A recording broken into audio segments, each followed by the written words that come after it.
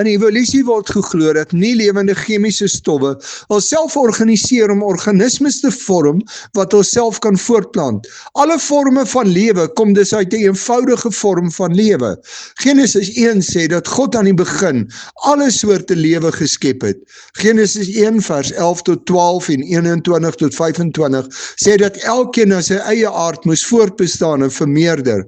By voortplanting kry 'n kind die helfte van sy pa en die helfte van sy ma se gene.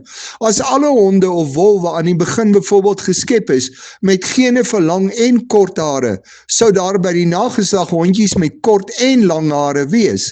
As die honde met kort hare voortplant, sal nageslag al meer gene vir kort hare hê, en dieselfde sal gebeur as honde met lang hare voortplant. As daar 'n tyd van uiterste koue kom, sal net die honde met die lang hare oorleef en sal daar nie meer honde met kort hare wees nie.